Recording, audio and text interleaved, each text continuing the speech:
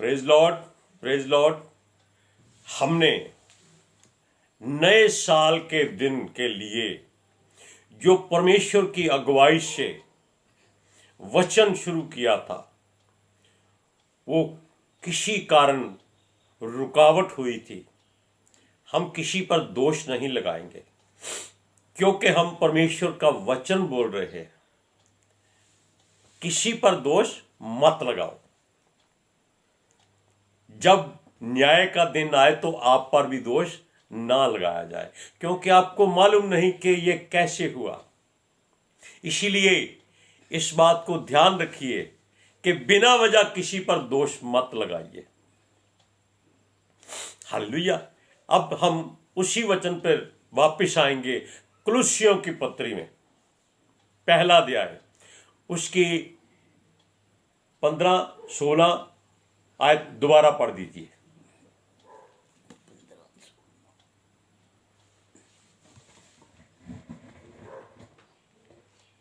देखो 15। हाँ जी। हाँ। वह तो अदृश्य परमेश्वर का प्रतिरूप, अदृश्य परमेश्वर का प्रतिरूप और सारी सृष्टि में पहलौठा है, क्योंकि उसी में सारी वस्तुएं की सृष्टि हुई। स्वर्ग की हो जा पृथ्वी की, देखी जा अनदेखी, क्या सिंहासन, क्या प्रभुताएं, क्या प्रधानताएं, क्या अधिकार, सारी वस्तुएं उसी के द्वारा और उसी के लिए सृजी गई हैं।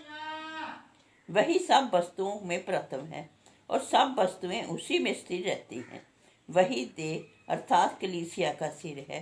वही आदि है और मरे हुओं में से जी उठने वालों में पहलौठा, कि सब बातों में वही प्रधान ठहरे। हालेलुया। सुनिए, अब इन बातों को आपने ध्यान से सुना, समझा कि यीशु ही परमेश्वर की सूरत में यहां आया था। क्योंकि आप जानते हैं कि उत्पत्ति में परमेश्वर ने क्या कहा था? आओ हम मनुष्य को अपने स्वरूप में और अपनी समानता में बनाए। यानी कि जो मनुष्य का रूप है वो परमेश्वर की तरह है। समानता जिसमें क्या है? क्या सिंहासन, क्या प्रभुताएं, क्या प्रधानताएं, क्या अधिकार, ये सारी वस्तुएं परमेश्वर ने मनुष्यों में भरी थी। इसीलिए परमेश्वर को अपने पुत्र को मनुष्य के रूप में धरती पर भेजना पड़ा था। हालेलुया। ताकि लोग उसको देखकर विश्वास करें कि परमेश्वर उनके जैसा है। जैसे हम आईना देखते हैं तो क्या कहते हैं? अरे यार, क्या बना दिया आपने। लेकिन आप ये नहीं जानते कि आपकी सूरत परमेश्वर की सूरत है। लेकिन जो परमेश्वर ने अधिकार दिए थे उनका मनुष्य ने गलत इस्तेमाल कर लिया। इसी काम के लिए परमेश्वर का पुत्र यीशु मसीह, जो उसकी स्वरूप में और समानता में धरती पर आया था, उसने किसी बात से इनकार नहीं किया। उसने परमेश्वर की हर बात को माना ताकि लोग उसे देखकर परमेश्वर की हर बात को माने। उसने कभी झूठ नहीं बोला। किसी के विरोध में उसने कभी कोई बात नहीं कही। क्यों? क्योंकि वो सब में परमेश्वर का रूप देखना चाहता था। वो सबको परमेश्वर के मार्ग की शिक्षा देता था। वो किसी दुखी को दुखी नहीं देख सकता था। मजबूर और लाचार को वो पूरी सहायता करता था। अंधों को आंखें देता था, कोढ़ियों को शुद्ध करता था, लंगड़ों को दौड़ाता था और हर तरह की बीमारी से वो निजात दिलाता था। किसके हुक्म से? परमेश्वर के हुक्म से। और वो मुर्दों को जीवित करता था। किसके हुक्म से? परमेश्वर के हुक्म से। और वे ये चाहता था कि अगर हम ये समझते हैं, जानते हैं कि परमेश्वर हमारे हृदय में है और हम विश्वास करते हैं, तो वो कहता है कि जो काम मैं करता हूं आप भी कर सकते हैं, बल्कि उससे बड़े बड़े काम भी कर सकते हैं। कब कर सकते हैं? जब हमारे भीतर परमेश्वर का वचन घर कर जाए, फलदायी पेड़ बन जाए। आप जानते हैं कि किसी भी फलदार पेड़ को बिना पत्थर मारे या बिना लाठी मारे या किसी भी तरीके से आप फल तोड़कर खा नहीं सकते। और परमेश्वर का वो पेड़ कभी इनकार नहीं करता कि उसका फल ना तोड़ा जाए, क्योंकि परमेश्वर ने उसको फलदार इसीलिए बनाया था। उसी को सिंहासन दिया, प्रधानताएं दी, अधिकार दिए, प्रभुता दी, लेकिन परमेश्वर को भूलो नहीं, ये उसने साफ तौर पर कह दिया था। उस पर विश्वास करो, उस पर भरोसा करो और परमेश्वर के तुल्य होने की कोशिश करो, क्योंकि उसने आपको अपनी समानता में बनाया है। हालेलुया। अब आप अगला वचन पढ़िए, 18वां, कुलुसिया की पत्री पहला अध्याय, 18वां। हाँ जी। वही दे अर्थात कलीसिया का सिर है, वही आदि है और मरे हुओं में से जी उठने वालों में पहलोठा, कि सब बातों में वही प्रधान ठहरे, क्योंकि पिता की प्रसन्नता इसी में है कि उसमें सारी परिपूर्णता वास करे, और उसके क्रूस पर बहे हुए लहू के द्वारा मेल मिलाप करके सब वस्तुओं का उसी के द्वारा से अपने साथ मेल कर ले। देखा, वचन पढ़ने का कितना शौक है। मैंने कहा 18 वचन पढ़ो। कितनी दिल में लालसा है, तमन्ना है। ये इसकी मर्जी नहीं है, ये परमेश्वर की मर्जी है। क्यों? क्योंकि वो सुन रहा है हमारे पास बैठकर। हम उसके वचनों की मुनादी कर रहे हैं, पढ़कर बोल रहे हैं, आपको सुना रहे हैं। आप जानते हैं, आपकी गली में कोई कुछ सामान बेचने के लिए आता है, वो क्या करता है कि सब्जी खरीद लो, कपड़ा खरीद लो, घर का सामान खरीद लो, वो होका देता रहता है। और गली गली में, द्वार द्वार पर जाकर वो होका देता है। जिसको जो चाहिए होता है, अगर जरूरत हो तो वो बाहर आकर उससे खरीदता है। इसी तरह ये जो पवित्र शास्त्र है, ये हमारे जैसे लोगों के द्वारा उसकी मुनादी करता है वचन की, ताकि जिसको भी वचन हृदय में बीज की तरह बीजना है, वो सुन लो और अपनी जरूरत के मुताबिक, अपने हिस्से के मुताबिक उसको अपने हृदय में, दिल दिमाग आत्मा में, कानों के द्वारा बीज दो, ताकि हम और आप भी फलदायी पेड़ बन जाएं।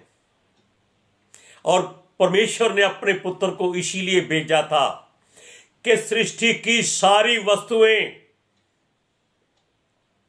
क्या देखी, क्या अनदेखी, क्या स्वर्ग की, क्या पृथ्वी की, और सुनिए, क्या सिंहासन, क्या प्रधानताएं, क्या अधिकार, क्या प्रभुत्व, जो भी है, वो चाहता है कि सारा कुछ यीशु मसीह में समा जाए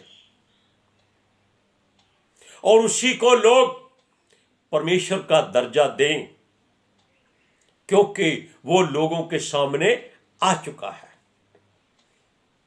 और मनुष्य के रूप में ही आया है। हालेलुया।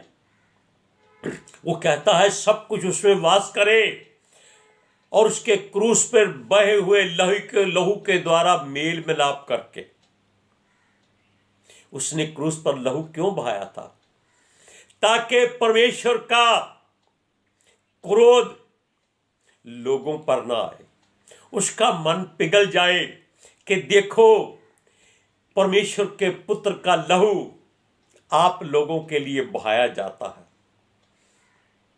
आपके पापों के लिए, आपके गुनाहों के लिए, आपकी बुराइयों के लिए। और परमेश्वर उस लहू से आपको धोता है। Hallelujah, praise Lord. ये प्रभु का लहू जो सलीब पर बहाया गया था, जिसे लोग मजाक कर समझते हैं। वो कहते हैं कि अगर ये सलीब पर चढ़ा तो अपने आप को क्यों नहीं बचा सका? क्या उनके किसी पूर्वज ने उनके लिए कुर्बानी नहीं दी? तब उन्होंने क्यों ऐसी बात नहीं कही? क्या उनकी बाहों में बल नहीं था? क्यों कुर्बानी देनी पड़ी? क्योंकि नीति की, यानी कि जो परमेश्वर की मर्जी है वो पूरी हो।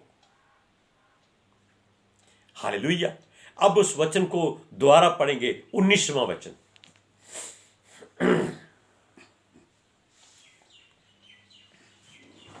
क्योंकि पिता की प्रसन्नता इसी में है कि उसमें सारी परिपूर्णता वास करे और उसके क्रूस पर बहे हुए लहू के द्वारा मेल मिलाप करके सब वस्तुओं का उसी के द्वारा से अपने साथ मेल कर ले।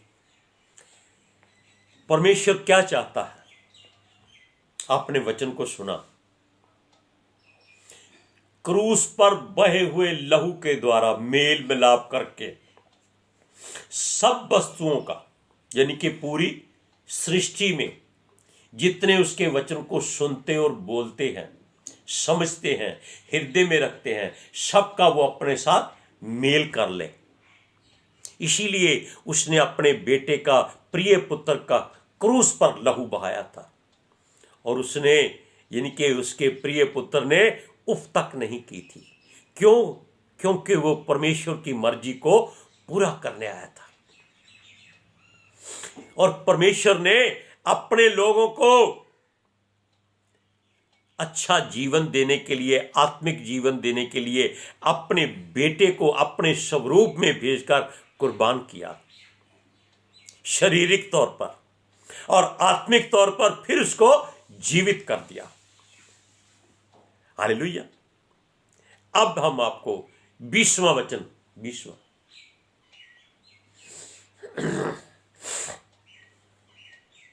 और उसके क्रूस पर बहे हुए लहू के द्वारा मेल मिलाप करके सब वस्तुओं का उसी के द्वारा से अपने आप मेल कर ले, चाहे वह पृथ्वी पर की हो चाहे स्वर्ग में की। क्या कहा उसने? यीशु के क्रूस पर बहे हुए लहू के द्वारा मेल मिलाप करके। किस बात के लिए? जो भी स्वर्ग में है, जो भी पृथ्वी पर है, यानी कि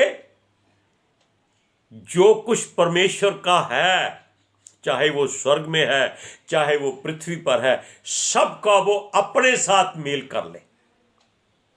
परमेश्वर चाहता है कि नया साल आपके लिए मुबारक हो और आप उसके मेल में बंध जाएं, उसके पुत्र के लहू में वो आपको धोता है और अपने वचनों का बीज आप में बोता है, ताकि आप फलदार बने और परमेश्वर के गुणगान करें। हालेलुया। अब आगे सुनिए, 21, 22, 23 तीनों। तुम जो पहले निकाले हुए थे और बुरे कामों के कारण मन से बैरी थे, उसने अब उसकी शारीरिक देह में मृत्यु के द्वारा तुम्हारा भी मेल कर लिया, ताकि तुम्हें अपने सम्मुख पवित्र और निष्कलंक और निर्दोष बनाकर उपस्थित करे। यदि तुम विश्वास की नींव पर दृढ़ बने रहो और उस सुसमाचार की आशा को जिसे तुमने सुना है ना छोड़ो, जिसका प्रचार आकाश के नीचे की सारी सृष्टि में किया गया वाह। और जिसका मैं पौलुस सेवक बना। सुनिए, अब परमेश्वर का वचन आपने सुना कि उसने आपको किस लिए इस लहू से धोया है। हालेलुया। इसको जरा ध्यान से सुनिए। कहता है, तुम जो पहले निकाले हुए थे और बुरे कामों के कारण मन से बैरी थे। निकाले हुए का मतलब जो परमेश्वर से दूर हो चुके थे, मन के बैरी थे। हर बुराई आपके मन में है, आपके शरीर में और कहीं नहीं है। और मन चंचल है, दौड़ता भागता है, आवाज से भी तेज चलता है, परमेश्वर की हवा से भी तेज चलता है, सूर्य की धूप से भी ज्यादा तेज चलता है। आप यहां बैठे हैं, आपका मन स्वर्ग में जाकर ढूंढ रहा है, क्या मेरा घर कहां होगा। है ना मुश्किल और हंसी वाली बात। वो यही बात नरक में भी सोचता है अपने मन को भेजकर कि वहां कैसी सजा मिल रही होगी, कैसे लोग तड़प रहे होंगे। यानी कि उसको दोनों तरफ दो चित्ता मन है। अब वो कहता है कि उसने अब उसकी शारीरिक देह में मृत्यु के द्वारा तुम्हारा भी मेल कर लिया। किसकी? यीशु मसीह की। यीशु मसीह की देह जब क्रूस पर मृत्यु को प्राप्त कर चुकी थी,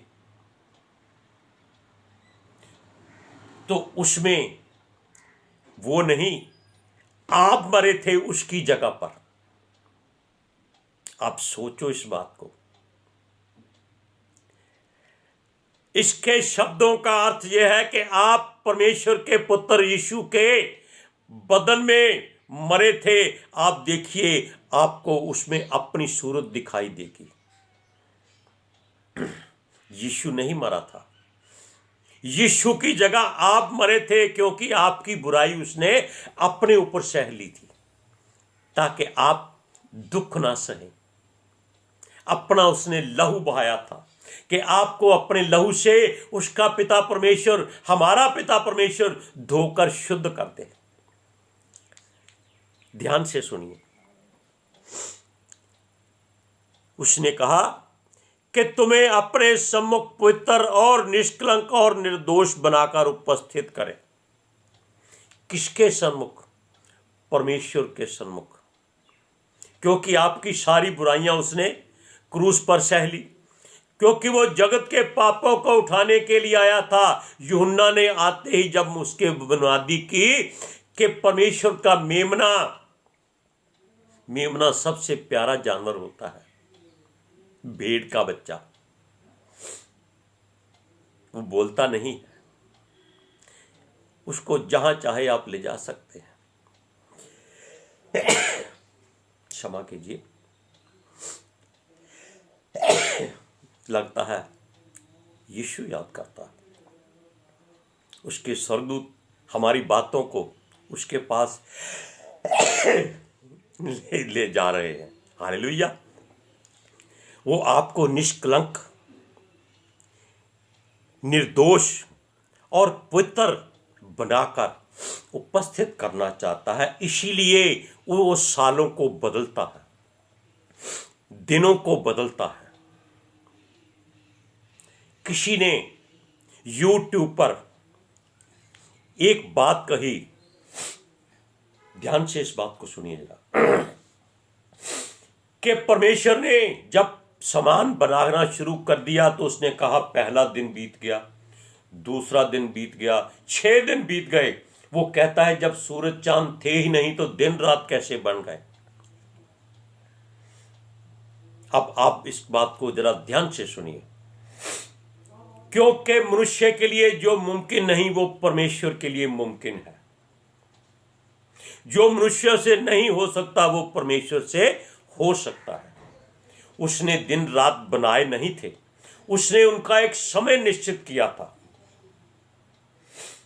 उसके 4 पहर दिन के और 4 पहर रात के उसने बना दिए। तब उसने क्या किया? अंधेरे को उजाले से अलग किया, यानी कि अंधेरा और उजाला उस समय इकट्ठे थे, दोनों को आधा आधा बराबर कर दिया। 8 पहर में से 4 पहर रात को दे दिए और 4 पहर दिन को दे दिए। क्या जब दिन में बादल होता है, धुंध होती है, क्या सूर्य होता है? क्या तब दिन नहीं निकलता? उस मूर्ख इंसान को समझाओ कि परमेश्वर का दिन देखने से नहीं, महसूस करने से निकलता है। अपने दिमाग के घोड़े नरक की ओर मत दौड़ाओ, परमेश्वर की ओर दौड़ाओ। तमाशा करने की कोशिश मत करो। बाइबल पवित्र शास्त्र है जो परमेश्वर ने खुद लिखवाई है, आत्मा के द्वारा लोगों ने हाथों से लिखी है। उसका मजाक मत उड़ाओ। आपको नरक में भी, यानी कि उससे भी जो बुरी जगह है, वहां जगह मिलेगी। वो लोग ठट्ठा करते हैं, मजाक उड़ाते हैं, लेकिन उसको समझने की कोशिश नहीं करते। इसीलिए उसने आपका ज्ञान, जो आप अपने आप को बहुत ज्ञानवान समझते हैं, जो परमेश्वर के लिए मूर्खता है, उसको सही दिशा देने के लिए सूरज और चांद बनाए थे, ताकि आप अपनी आंखों से, शारीरिक आंखों से देख सकें कि दिन का उजाला हो गया और रात का अंधेरा हो गया है। लेकिन स्वर्ग में ना सूर्य है ना चांद है, वहां भी परमेश्वर का दिन रात होता है। हो सकता है वहां अंधेरा होता ही ना हो। यशाया की पुस्तक में लिखा, वहां परमेश्वर की रोशनी होती है, सूरज चांद की जरूरत वहां नहीं पड़ती। अब वचन देखिए क्या कहता है। यदि तुम विश्वास की नेव पर दृढ़ बने रहो और उस सुसमाचार की आशा को जिसे तुमने सुना है ना छोड़ो, जिसका प्रचार आकाश के नीचे की सारी सृष्टि में किया गया है। ये बात अगर उस मनुष्य के जो मूर्खता की बातें करता है, परमेश्वर को दोषी ठहराता है, वो सजा का हकदार ना बन जाए, उसको समझाई जाए। वो कहता है विश्वास की नींव पर दृढ़ बने रहो। विश्वास तो करो कि परमेश्वर ने ऐसा कुछ किया था, किया है और करता रहेगा।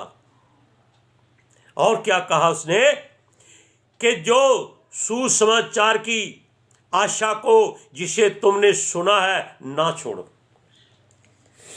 ये परमेश्वर का वचन, ये सुसमाचार, ये ज्ञान की बातें जो परमेश्वर ने हमारे द्वारा या अपने और लोगों के द्वारा लोगों को सुनाया है, उसमें दृढ़ बनो, उसको समझने की कोशिश करो, उस पर ध्यान रखो। परमेश्वर को ठट्ठों में मत उड़ाओ।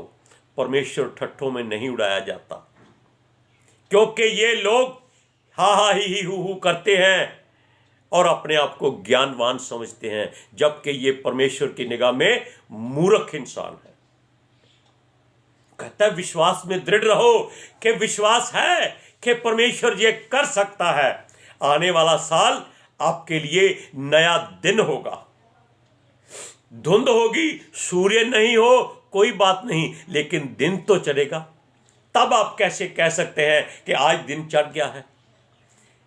आज का आखिरी दिन संसार के लोगों में एक विश्वास का दिन होना चाहिए कि जो कल का दिन हमारे लिए होगा वो परमेश्वर की ओर से होगा, फलदायी होगा।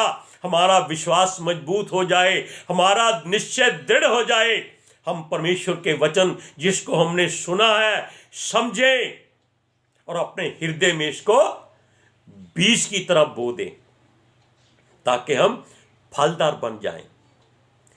कहाँ है ये? आकाश के नीचे, धरती के ऊपर।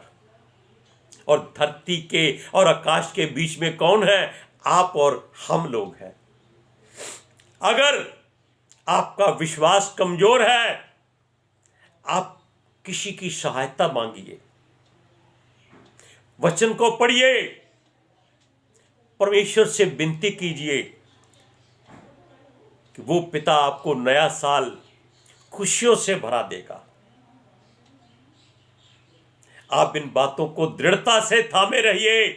पौलुस ने भी यही कहा है कि इस बात का प्रचार उसने इसीलिए किया है, और हमने भी परमेश्वर की मर्जी से ये सारा वचन आपको सुनाया है ताकि आपके हृदय में ये दृढ़ता से वास करे।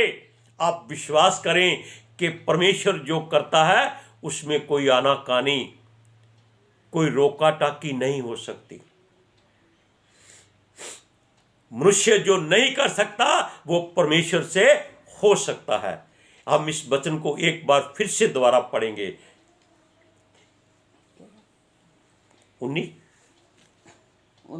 हाँ जी, इथों पढ़िए, ऊंची ऊंची ध्यान से सुनिए। तुम जो पहले निकाले हुए थे और बुरे कामों के कारण मन में बैरी थे, उसने अब उसकी शारीरिक देह के साथ शारीरिक देह में मृत्यु के द्वारा तुम्हारा भी मेल कर दिया, ताकि तुम्हें अपने सम्मुख पवित्र और निष्कलंक और निर्दोष बनाकर उपस्थित करे। यदि तुम विश्वास की नींव पर दृढ़ बने रहो और उस सुसमाचार की आशा को जिसे तुमने सुना है ना छोड़ो, जिसका प्रचार आकाश के नीचे की सारी सृष्टि में किया गया और जिसका मैं पौलुस सेवक बना। आमीन, हालेलुया। हम दुआ करते हैं आज आप सबके लिए। आप अगर अपने परिवार में बैठे हैं तो सारे परिवार के लोग अपने अपने हाथ पकड़ लें, ताकि ऐसे जो वचन है अगर एक के कानों में जाए तो बिजली के करंट की तरह सारे लोगों के बीच में होकर आपको क्या करे? दृढ़ता से विश्वास करने के लायक बनाए, निर्दोष बनाए, निष्कलंक बनाए, ताकि परमेश्वर का वचन यीशु के लहू के द्वारा आपसे मेल मिलाप कर ले। हालेलुया। आंखें बंद कीजिए, सर को झुकाइए, परमेश्वर के सामने अपने आप को दीन कीजिए, हलीम कीजिए। हम दुआ करते हैं, हे पिता परमेश्वर खुदावंद खुदा, तू सृष्टि का मालिक है, धरती आकाश का बनाने वाला है, सृष्टि का सृजनहार है। मनुष्य मात्र मिट्टी है, कभी भी ये टूट सकता है, बिखर सकता है। परमेश्वर पिता, तूने इसमें अपनी सांसें फूकी हैं, अपना प्राण इसमें डाला है, इसको दिल दिमाग आत्मा से भरा है, अपने वचनों से भरा है।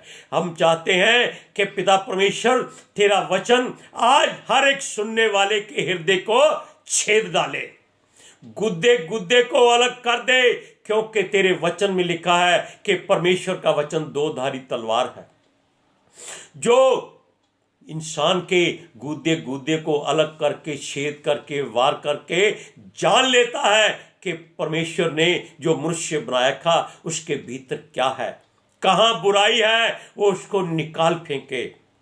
Hallelujah, praise Lord. और सबके लिए नया साल खुशियों से भरा हो, शांति से भरा हो, हर तरह की कोई भी बुराई मनुष्य के हृदय में ना रहे, क्योंकि आज यीशु आपके आसपास, आपके अंदर से फल ढूंढने आएगा।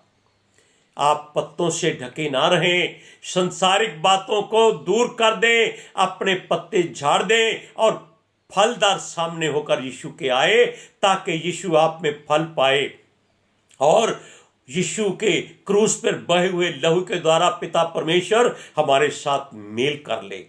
हालेलुया। सबके लिए नया साल खुशियों से भरा हुआ हो। बेशक ये साल हमारी जिंदगी में एक कम हो जाता है, लेकिन आने वाला समय हमारे लिए खुशियों से भरा हो। हालेलुया। सबको जय मसीह की। परमेश्वर आपको शांति दे।